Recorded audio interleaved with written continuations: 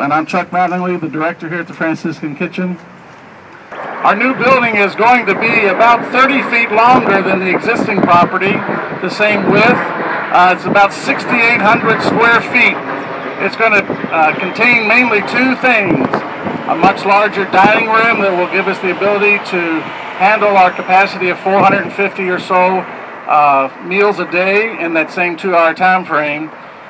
Give us a little extra space that we're not climbing on top of each other. Many of you who are volunteers here know that you're doing the bump with a lot of other volunteers at many times during the day because we are standing on top of each other as we're trying to serve our brother and sister in need. The other half of the building is going to be basically storage. This community of Kentuckiana, including the city here of Louisville, is such a wonderful and thoughtful community.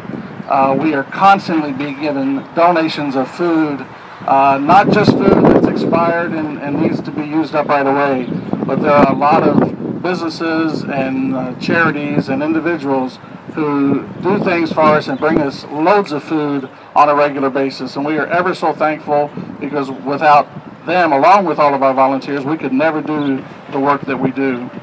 So I thank you all for coming out today. Have Father Jim is going to bless the ground and the people who are here that do the work. So I'm going to turn it over to you next. Thanks, Chuck. It's wonderful to be here to see so many familiar faces and people who have been committed to this ministry and outreach, some for decades.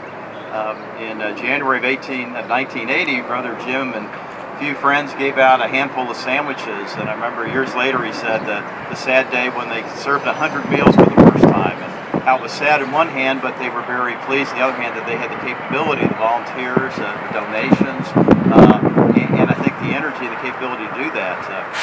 Brother Ray Ramos told me some years later, remembers the first day they served 400 meals here.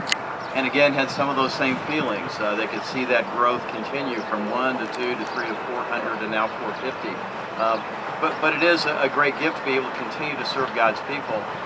During the Easter season, there were many readings, especially from the Acts of the Apostles and some of the other epistles, about how that early church community continued that mission of Jesus Christ, of serving others, of serving widows and orphans and those in need. And that's been so much part of the history of our church, particularly here in the United States. So we're very pleased that the board, the volunteers, the donors who have helped make this expansion possible so that people can be served in a better way, that there's better warehousing, better climate control, so that the folks here, part of the Franciscan Kitchen, are better stewards of the many gifts they're given. And we're always called to be good stewards with God, all the gifts we receive from God. And so let's pause for a moment, bow our heads, and put ourselves in the presence of this God who calls us ever deeper into the mystery of love and life. What I'm going to do is I'm going to bless the ground with holy water, and I'm also going to bless the people, because, you know, the building's important, but the people are always more important, correct? Okay. So let's...